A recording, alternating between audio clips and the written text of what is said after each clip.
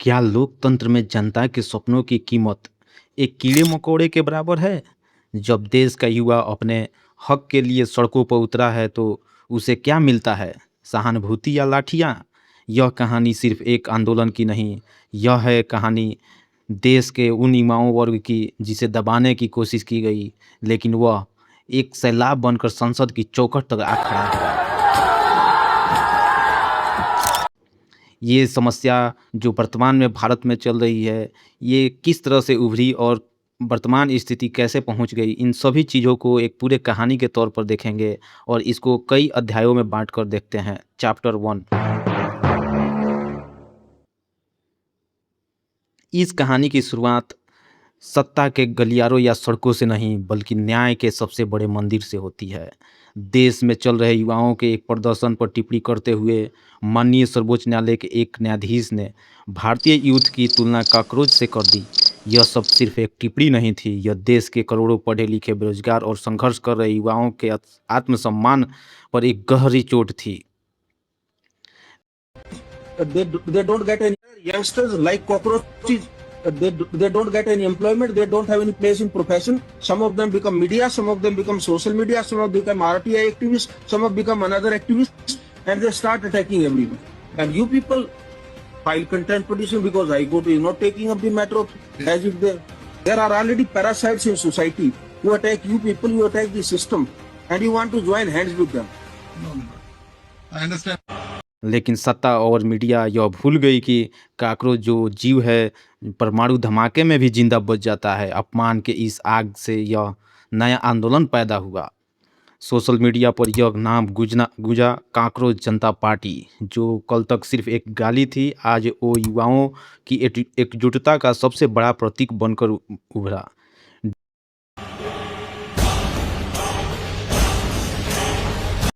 Digital space से शुरू हुआ यह कैंपेन अब ज़मीनी स्तर पर भी उतर कर बेताब हो गया। ज़मीन प्रदान करने का काम किया नीट पेपर लीक। युवा अभी इस अपमान से संभले भी नहीं थे कि देश के सबसे बड़ी परीक्षा में से एक नीट के पेपर लीक होने की खबर सामने आती है।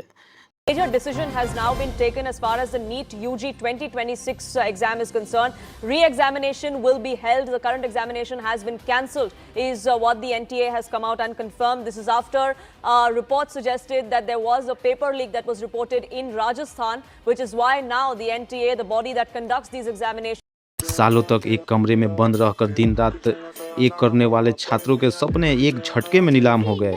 नतीजा क्या? देश ने वो देखा जिसने सबको दिल दहला दिया। एक देश के एक से होनहार छात्रों ने आत्महत्या कर ली। ऐसे कम से कम 18 से 20 अभ्यर्थियों ने आत्महत्या कर लिया।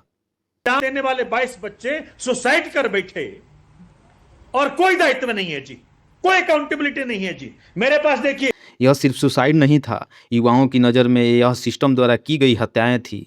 अब पानी सिर से ऊपर जा चुका था। गुस्सा, अवसाद और बेबसी से ने मिलकर एक राष्ट्रव्यापी आंदोलन का रूप ले लिया। देश का हर छात्र, हर युवा अब यही मांग करने रहा था कि जवाबदेही और न्याय। चैप्टर 3। इस बिखरे हुए गुस्से को एक नैतिक दिशा देने के लिए आगे आए देश के जाने माने एक्टिविस्ट और इनोवेटर सोनम वांगचुक।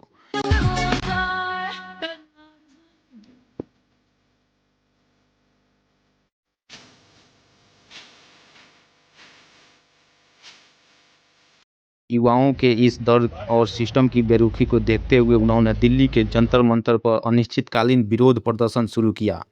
1 दिन, 5 दिन, 10 दिन और देखते देखते 20 दिनों तक सोनम वांगचुक सिर्फ पानी और संकल्प के भरोसे डटे रहे।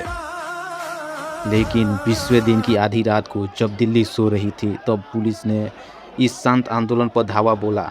सोनम वांगचुक को जबरन उठाकर वहां से हटा दिया गया। प्रशासन को लगा कि चेहरा हट जाने से आंदोलन खत्म हो जाएगा, लेकिन वो गलत है।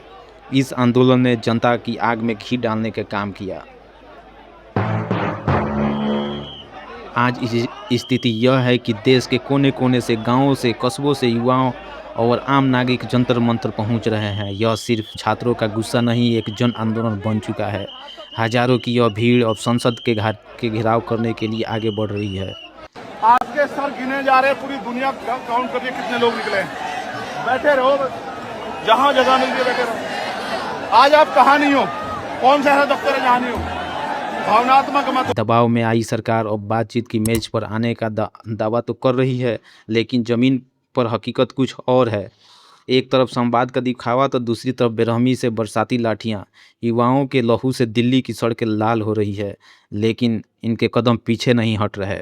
बिल्कुल अंजना, 3.5 घंटे तक जो है धर्मेंद्र प्रधान जो है वो गृह मंत्री अमित शाह के साथ उन संसद भवन में उनकी मुलाकात चलती रही और उसी दौरान जो है जेपी नड्डा जो स्वास्थ्य मंत्री हैं वो भी लगातार जो है सीजेपी के जो प्रोटेस्टर हैं उनके साथ जो है बातचीत करते रहे और फिर उनकी आखिरकार मुलाकात हुई जिसमें सीजेपी के दोनों जो प्रतिनिधि आए थे, सौरभ और आदित्य, दोनों ने ही जो है वो अपना ज्ञापन भी दिया। सौरभ दास और आशुतोष रांका दोनों ने अपनी जो बात को रखा और उसके बाद ज्ञापन दिया और अपनी तीनों मांगों को रखा। उसके बाद बातचीत का क्रम आगे बढ़ा है और लेकिन जेपी नड्डा ने ये भी अपील की कि आप वापस जब जाएं तो ये अपील करें कि अब जो धरना प्रदर्शन है उसको ख़त्म किया जाए और प्रशासन के साथ जो है शांति बनाए रखने में सहयोग करें। अब सरकार इन तीनों मांगों पर जो है वो क्या सोच रही है, नहीं सोच रही है, अभी तक इसको लेकर कोई भी चीज़ जो है वो सरकार की तरफ से नहीं आई है। लेकिन इतना ज़रूर है, धर्मेंद्र प्रधान का इस्तीफा जो है वो नहीं हो सकता। अभी देखिए अब आगे क्या होता है। आंदोलन को लीड कर रहे सोनम वांगचुक को अभी तक उनको नज़रबंद किया गया है। वहीं दूसरी तरफ भारी मात्रा में जगह जगह से लोग पहुंचकर आंदोलन को और भी बढ़ा रहे हैं। वहीं दूसरी तरफ सरकार इस पर अडिग है और उनसे बात करने का सिर्फ दिखावा कर रही है। का अधिकार है, लेकिन क्या रखना चाहते हो, उद्देश्य क्या है, कैसे रखते हो। जो लोग देश को टुकड़े टुकड़े करना चाहते हैं वही लोग आज डफली बजा रहे हैं जंतर मंतर में। कोई विद्यार्थी है क्या वहां एक निर्दिष्ट प्रकार के विद्यार्थी के नाम पे कुछ लोग इकट्ठा होते हैं, हमें कोई आपत्ति नहीं, वो आपका अधिकार देता है, लेकिन देश भी तो उसको समीक्षा कर रहा है। आपने जिस प्रकार की एक भय पैदा करना चाहते थे, विद्यार्थियों के अंदर भ्रम पैदा करना चाहते थे, उसमें आप सफल नहीं हो रहे हो। देश के विद्यार्थी आपकी बातों पे बहक नहीं जा रहा है, वो अपना परीक्षा केंद्र में बैठ रहा है, अपने कामों में लगा है। ये तो दहशतगर्दों का बी टीम है। और वहीं संसद का सत्र भी चल रहा है जिसमें काफ़ी व्यवधान भी आ रहा है, लेकिन अब देखने वाली बात है कि आगे क्या होगा। अब इसमें आप बताइए कि इसको कहाँ तक ये सही है और इस आंदोलन को आगे कहाँ तक ले जाया जाए।